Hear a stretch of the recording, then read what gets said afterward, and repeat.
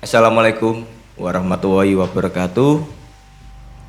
Halo sahabat berkisah, kita jumpa lagi di Mystery Zone. Dan bagi yang belum subscribe, silakan subscribe agar tidak ketinggalan kisah-kisah kami selanjutnya. Dan pada kesempatan kali ini kami membawakan satu kisah. Kisah ini kebetulan saya dapatkan dari tetangga saya, Kang Surya. Namanya Mas Rahmat ya. Mas Rahmat ini mempunyai kisah, dan kisah ini terjadi beberapa tahun yang lalu. Ya, ini mungkin sekitar tahun 80-an mungkin ya. Ini kisah yang dialami oleh Mas Benu atau Lek Benu lah. Panggilannya seperti itu. Iya. Dan Lek Benu ini profesinya adalah tukang sayur, dan kisah ini terjadi di salah satu tempat di daerah ya. Dan bagaimana kisah dari Mas Benu yang dikisahkan oleh Mas Rahmat ini, monggo Kang Surya dikisahkan untuk sobat pemburu kisah. Ya.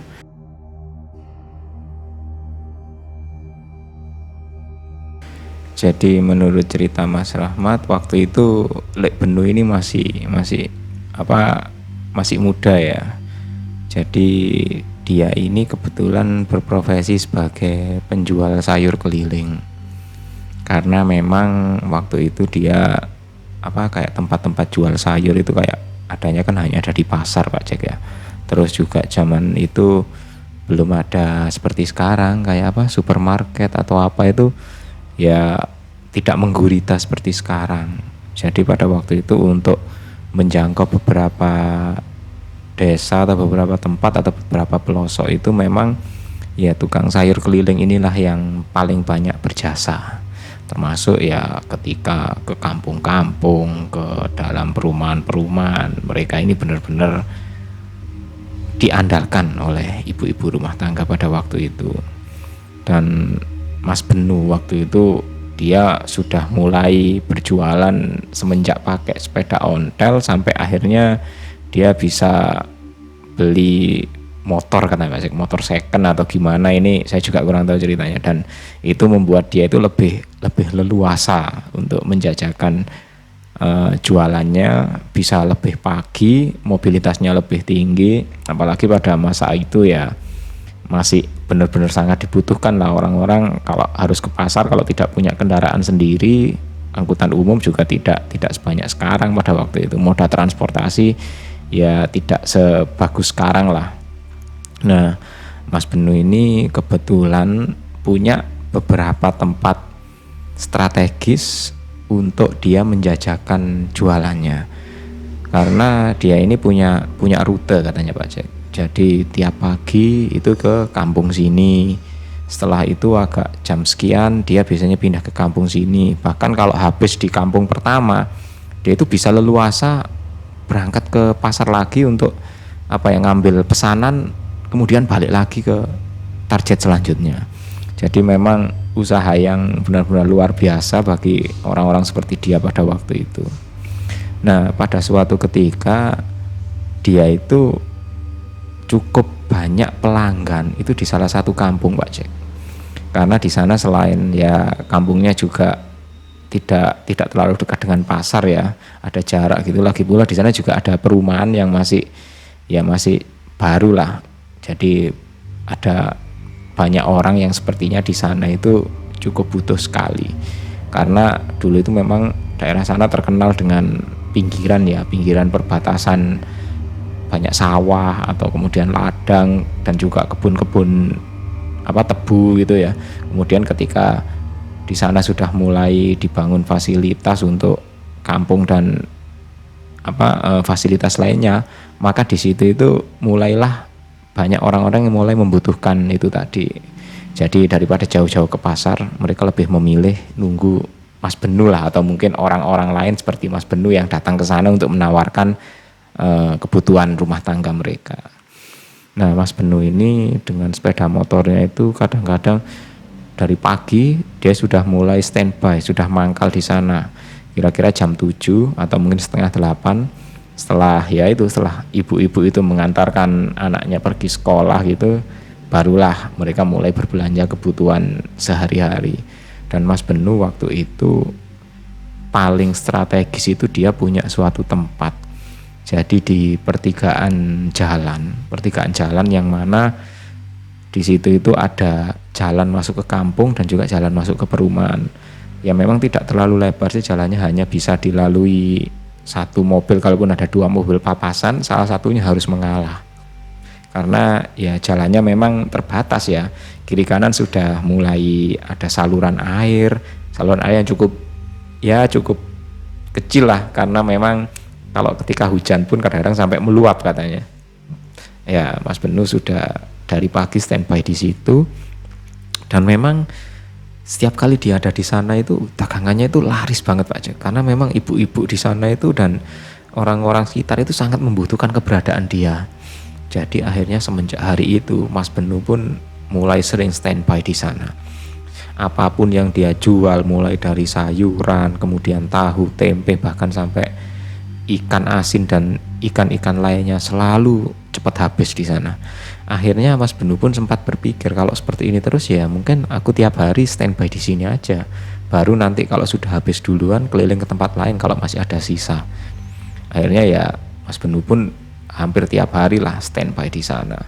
Sampai akhirnya Mas Benu mulai membawa barang lebih banyak lagi, bahkan ibu-ibu itu sampai hari sebelumnya sempat pesan, Mas besok aku butuh ini, aku besok nitip telur kepada. Jadi Mas Benu waktu itu bukan hanya sekedar ya jualan sayur sama kebutuhannya, tapi dia itu juga menerima titipan.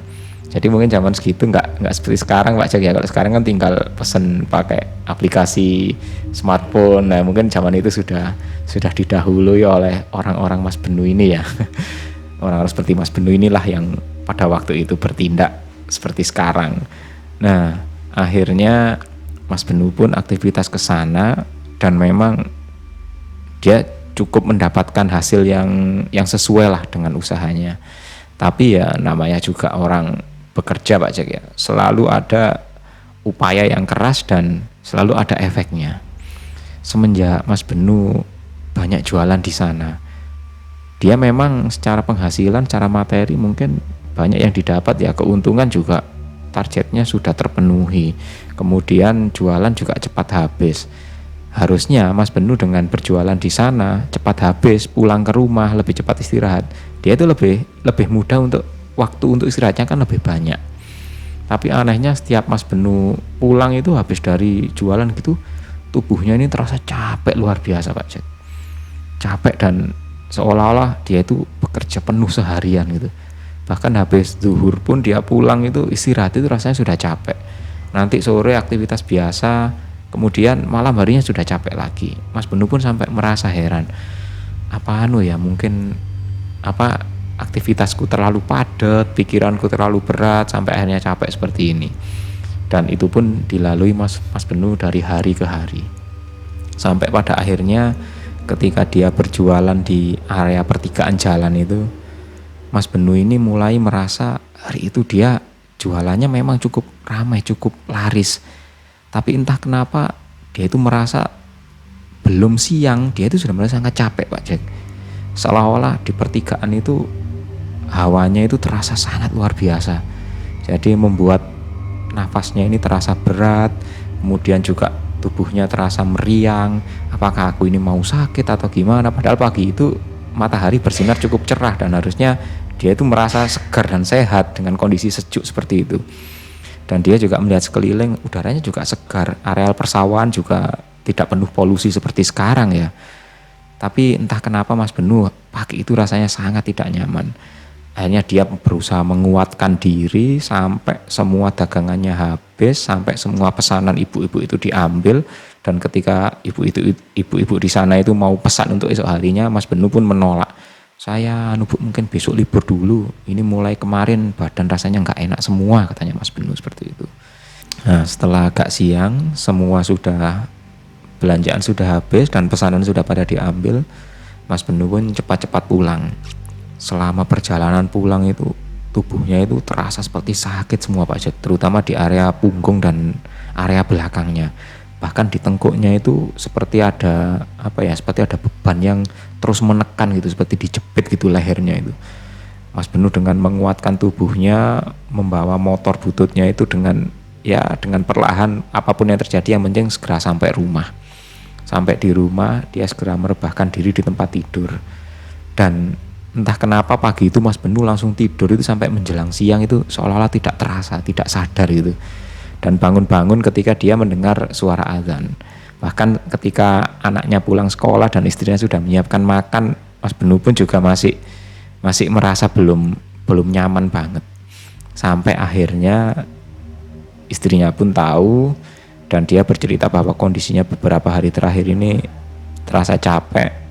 Dan ya istrinya sudah negur, kan dari kemarin sudah dibilangin mungkin perlu pijet, mungkin perlu istirahat atau gimana. Ya sudah, nanti malam segera pijet ke salah satu langganan yang sudah mereka kenal gitu. Jadi di tempatnya Mas Benu itu ada tukang pijet langganan, ya orangnya tidak terlalu tua sih, mungkin usianya ya sekitar hampir 60-an lah, disebut Mbah Mo ya, padahal orangnya tidak terlalu tua, tapi mungkin karena ya pembawaannya tukang pijet dari dulu ya, dari mulai Mas Benu kecil sudah terkenal sebagai tukang pijet, dia pun dipanggil Mbah karena pasiennya juga cukup banyak lah, bahkan orang-orang dari luar kota pun kadang-kadang datang kalau butuh pijat, baik pijat urat atau mungkin kaki kesleo, karena pada masa itu ya orang-orang yang ya misalkan ada kecelakaan atau apa gitu, patah tulang atau apa, ya mesti sebelumnya dibantu oleh beliau dulu sebelum pergi ke tukang pijat atau melihat kondisinya gitu.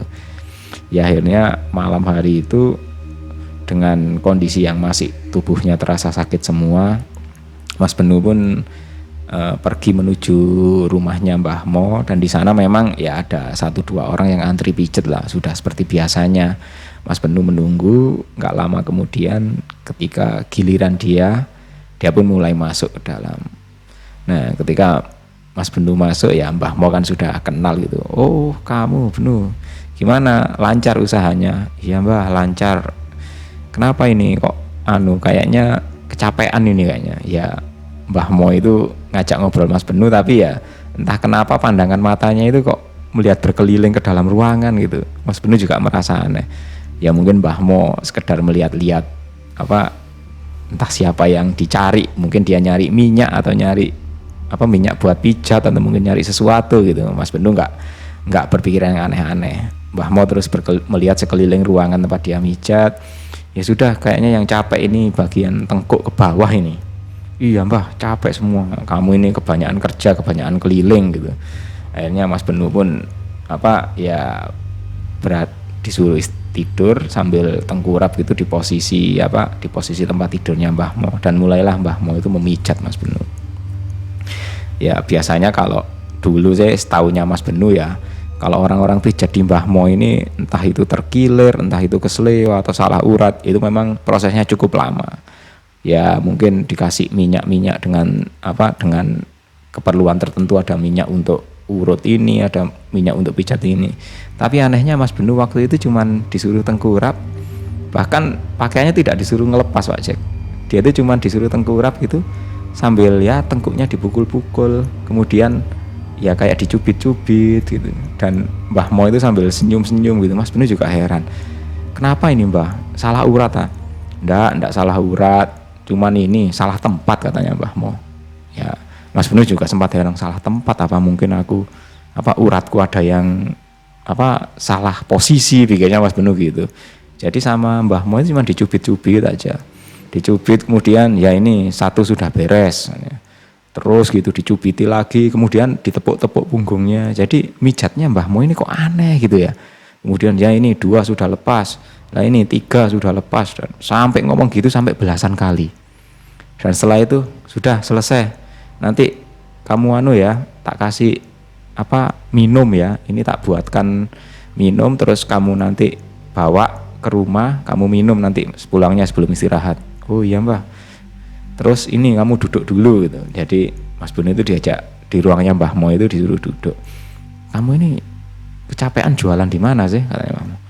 Ya jualan di tempat biasa Mbah. Ya enggak, maksudnya akhir-akhir ini loh kamu itu jualan di mana? Jangan-jangan jualan di dekatnya kampung situ ya? Iya Mbah, saya sering mangkal di situ. Oh pantesan, katanya Mbah Mo. Kenapa ya Mbah? Ya sebenarnya kamu ini capekmu ini bukan karena capek karena jualan, tapi capekmu ini karena banyak yang numpang di tubuhmu. Nah, Mas Benu sempat bingung, numpang itu maksudnya gimana, Mbah? Akhirnya Mbah Mo pun mulai buka cerita. Ya kalau ini tadi tak lihat sih, kamu ini jualan di tempat yang sebenarnya tidak seharusnya untuk orang jualan. Ya Mas Benu akhirnya menyimak ya, karena Mas Benu sebenarnya ya pernah tahu Mbah Mo ini bukan sekedar tukang pijat biasa. Jadi ya secara praktisnya dia memang tukang pijat sama betulin tulang yang kesleo atau salah urat gitu ya. Tapi Mbah Mo ini juga orang yang punya kelebihan. Jadi kelebihan dalam hal ya gaib lah, artinya yang orang lain tidak bisa melihat, dia ini bisa melihat dan bisa memahami gitu. Makanya Mas Benu ini terus menyimak apa yang dikatakan Mbah Mo.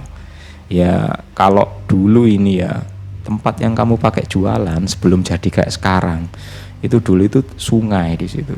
Ya sungai kecil, tapi dulu di situ tuh banyak rumpun bambu, tempatnya itu hampir tidak pernah terjamah manusia sebelum jadi jalan seperti sekarang, yaitu dulu sungai. Dan tepat di pertigaan jalan situ itu tempatnya kalau zaman dulu, zaman habis kemerdekaan itu banyak orang buang sangkal atau orang buang balak. Ya artinya mungkin ada orang yang sakit, terus dia itu sakitnya karena diganggu orang atau bisa jadi disantet lah, kemudian disembuhkan oleh orang pintar, maka penyakitnya tadi dibuang di situ. Dan juga hal-hal lain, jadi ada orang buang sarat atau orang buat macam-macam, itu buangnya itu di situ karena di situ memang tempatnya. Jadi ya banyak barang-barang gak baik itu bersarang di situ. Lah malah kamu jualannya pas di situ, katanya Mbah Mo.